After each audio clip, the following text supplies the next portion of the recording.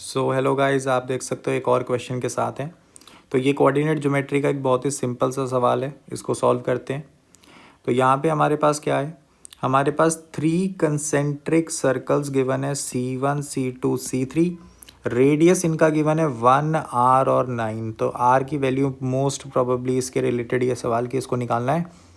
If from a point A on C3, ठीक है, a pair of tangents to circle C2 are drawn, ठीक है, to touch at B and C such that BC is tangent to circle C1।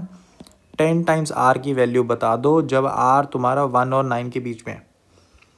इस condition को बताने का मतलब ये हुआ कि C3 सबसे बड़ा है, फिर C2 एक सर्कल आता है उसके अंदर, और C1 सबसे छोटा है, ठीक है ना, क्योंकि R उसका 1 और 9 के बीच में है।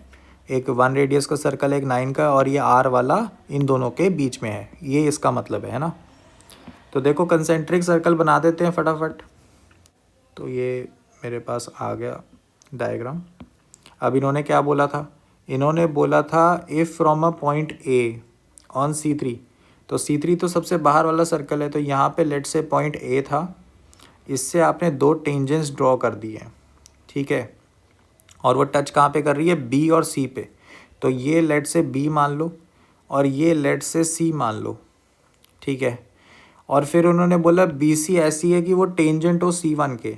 तो C1 के टेंजेंट, इसका मतलब समझ रहे हो, C1 के टेंजेंट मतलब ये ऐसे जा रही है और ये इसके टेंजेंट है यहाँ पर, है ना। बढ़िया डायग्राम, ठीक है। तो थोड़ी सी लाइंस बना देता हूँ मैं ताकि समझ आ जाए। तो लेट से ये पॉइंट हमारा A है, तुमने यहाँ से क्या बनाया, एक टेंजेंट बनाई। सिमिलरली यहाँ से भी तुमने एक टेंजेंट बनाई, ठीक। दोनों टेंजेंट जहाँ पे भी टच करी तो तुमने वहाँ से क्या करा, एक स्ट्रेट लाइन बनाई, ठीक। तो लेट से कि यहाँ पे ये एक टेंजेंट है सर्कल के। क्लियर है बात, ठीक है। इसको मान लो कि ऐसे टच करके जा रही है ये वाली लाइन, ठीक है। अब हमें करना क्या है कि इन सब का सेंटर तो सेम है क्योंकि कंसेंट्रिक है। तो यहाँ पे थोड़ा सा लाइंस बना के मैं जॉइन कर देता हूँ इन सबको, ठीक है। तो यहाँ पे देखो डायग्राम बड़ा ही सिंपल है कि अगर तुम देखो कि इस छोटे वाले सर्कल का जो रेडियस है वो तो 1 है, सबसे बड़े वाले सर्कल का जो रेडियस है वो 9 है, और जो बीच में सर्कल है उसका रेडियस R है, ठीक है। तो इस डायग्राम पे ही खेलेंगे। तो मैं ऐसा करता हूँ, जूम करता हूँ इस डायग्राम पे और हम आंसर निकालने की कोशिश करते हैं। तो लेट से हम कहते हैं कि ये एंगल जो है ये थीटा है, ठीक है। क्लियर है, ये एंगल थीटा है। तुमने क्या करा, एक R लेंथ तुम्हारे पास ये पूरे की है, ये पूरा R लेंथ का है, और 1 लेंथ का ये तुम्हारे पास हो जाएगा क्योंकि छोटे वाले रेडियस का, छोटे वाले सर्कल का रेडियस है, ठीक है। और क्योंकि ये पूरा 9 होना था, है ना, तो तुमने क्या करा, ये पूरा 9 है, ये पूरा 9 है ना। तो इसको भी डायग्राम से ही दिखा देते हैं कि हमारे पास 9 लेंथ का ये पूरा रेडियस है, ठीक है। अब हमें करना क्या है कि देखो ये एंगल 90 डिग्री है ना, क्योंकि ये वाला क्या है, इस बीच वाले सर्कल का टेंजेंट है ना। तो ये तुम्हारे पास क्या निकल के आ गया कि ये 90 है, और सिमिलरली तुमने क्या कहा, ये वाली इस छोटे वाले सर्कल का टेंजेंट है, तो ये भी 90 डिग्री एंगल होगा, ठीक है। तो यहाँ पे मैं बस इतना ही दिखाता हूँ कि ये 90 डिग्री है और ये भी 90 डिग्री है। सबसे पहले बड़े वाले ट्राइंगल को कंसीडर करते हैं कि ये जो बड़े वाला ट्राइंगल है, ठीक है, इसके लिए राइट एंगल यहाँ पर है और ये इसका एक थीटा एंगल है, ठीक है। तो ये जो थीटा एंगल है इसके अकॉर्डिंग अगर मैं कॉस ऑफ थीटा लिखूँ तो वो मेरे पास क्या आ जाएगा, R डिवाइडेड बाय 9, क्योंकि 9 इसका हाइपोटेन्यूस है, ठीक है। ये पूरा 9 था ना सबसे बड़े वाले सर्कल के लिए, तो तुम्हारे पास ये आ गया। और सिमिलरली अब छोटे वाले ट्राइंगल के लिए देखना, देखो ये मैंने एक इक्वेशन लिख दी कि हमारे पास जो कॉस ऑफ थीटा है बड़े वाले ट्राइंगल के लिए R डिवाइडेड बाय 9 आ रहा है।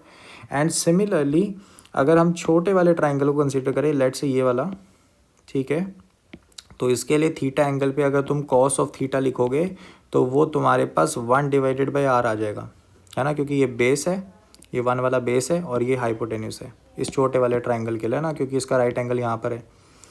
तो ये अपने पास दूसरी चीज़ आई कि कॉस थीटा छोटे वाले ट्राइंगल के लिए 1/r है।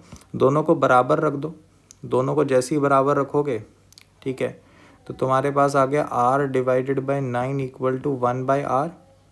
तो r स्क्वायर की वैल्यू क्या निकल गई 9, और क्योंकि रेडियस पॉजिटिव होता है तो 3 आएगा आंसर। ठीक है, तो 3 एक अकेला तुम्हारे पास आंसर आएगा इस क्वेश्चन का। r की वैल्यू 3 हो गई तो आंसर क्या आएगा कि हमें पूछा क्या था, 10 टाइम्स r पूछा था, 10 टाइम्स r की वैल्यू 3 है तो आंसर क्या आ गया 30। ठीक है, ए ऑप्शन इसका करेक्ट आंसर है। आसान क्वेश्चन था, डायग्राम से ही सॉल्व हो गया काफ़ी आसानी से ना।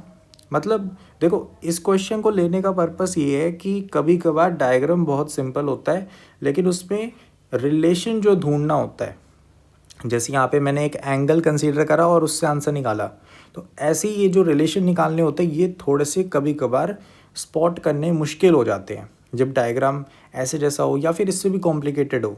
ठीक है, तो इसकी प्रैक्टिस होनी ज़रूरी है। आई होप सो कि इसमें आप फिगर आउट कर पाए होगे कि कैसे आर की वैल्यू निकलेगी। तो चलो फिर मिलते हैं और क्वेश्चंस के साथ।